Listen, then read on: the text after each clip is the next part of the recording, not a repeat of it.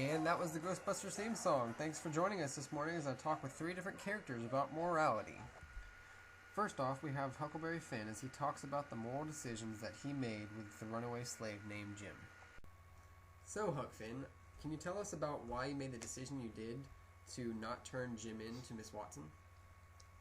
Well, I like Jim a lot, and after spending some time with him, I realized underneath his Negro-ness, he's actually a really good guy, and he became my friend. And I thought Miss Watson wasn't going to be nice to him, and he just wanted to be free, and I supported that. Those are very good reasons. Did you ever think about what the society might have to say if you were to do this? Well, Mr. Wood, I did. I thought about it. But to be honest, I really haven't cared what society had thought about me for a long while now. And so I stuck with my gut and thought what Jim was doing was right for him. And so I decided that'd be the best thing to do. Well, that makes sense then. One more question for you. If you had the chance to go back in time and make the same decision again, do you think that you would end up doing that? Or what would you do in this situation if you had to relive it? Well, sometimes I lay underneath the stars and I think about that. And, looking back, I've made the right decision. I'm proud of what I did. It was a good choice. And it's made me the man I am today. So I'm proud of that. Thank you, Huck Finn. Our next guest is the Invisible Man. He was an influential African-American speaker that faced a moral dilemma with a group called the Brotherhood. So, Mr. Invisible Man, what about... You can just call me Vizzy. Okay, Vizzy, I guess that'll work.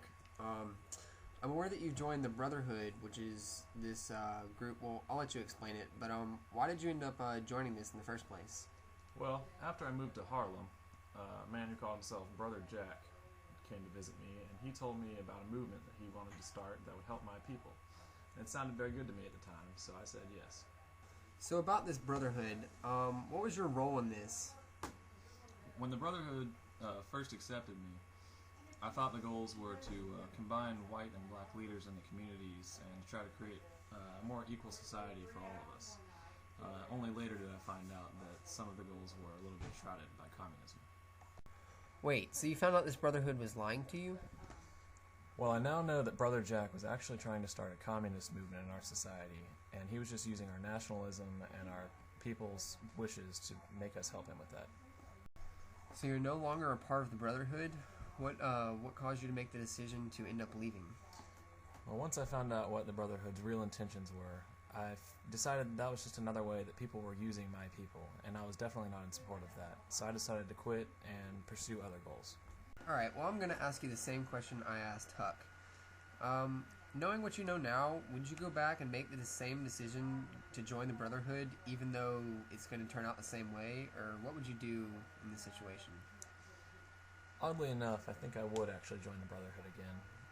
Although it was not the most truthful time I spent in my life, I have to say that I grew a lot from the experience, and I learned a lot about the struggles of my people and other people, and it really made me understand what I was fighting for. Thank you for your time, Invisible Man. The last guest is Holden Caulfield. He is reflecting about his past moral decisions when he was a teen. So, Mr. Caulfield, tell me about the time when you got expelled from Pensy Prep in Pennsylvania. Well, this wasn't the first time I was kicked out of school. And at this point in my life, I was, getting pretty tired from all the disappointment. I was disappointed in myself. I kept disappointing my family, and I was just tired of school. And my family was living in New York, and I decided to, instead of going back to face my family, I decided to just get a hotel room and, collect my thoughts and think about, what my next steps are going to be. I heard you had some trouble that night you had a hotel room in New York. Tell me about what happened. Well, as a young man, I did like to party. It's part of the reason I got in a lot of trouble, but went to a club and was dancing with some girls, and that one girl named Sunny, as it turned out, though, she was a prostitute, and we went back to the room, and of course I paid her for her time, but we never slept together, But the man she worked for decided she wasn't making enough money, and he came in and beat me up and took my money. So what did you do after that? Well, I was tired and beat up at that point, so I didn't have anything else to do but go home. So I snuck back home, and my parents weren't there, but my sister was, and I love my sister, and we reconnected, and I realized how innocent she was and how bad I was, and I decided that I needed to protect her from making the same mistakes that I made. And I remembered hearing this song. It was about the catcher in the rye. It was about a guy that it was a protector, and I decided that I would become a protector of children. So even after all your troubled past and everything that happened, you still decided to be a catcher of the rye that would protect the innocent of the younger generation. Yeah, well, I figure everybody's on this planet for some reason, and if nothing else, I could serve as a good, bad example. I certainly wouldn't recommend the choices that I would take, that I took, to anybody, but and I just figured the way I could make up for some of the wrongs that I committed was to, hopefully prevent others from making the same mistakes that I made, and just let my life be an example of what you don't want to do. Thank you for that insight, Mr. Caulfield. I'd like to thank everyone again, and I hope you enjoyed the show.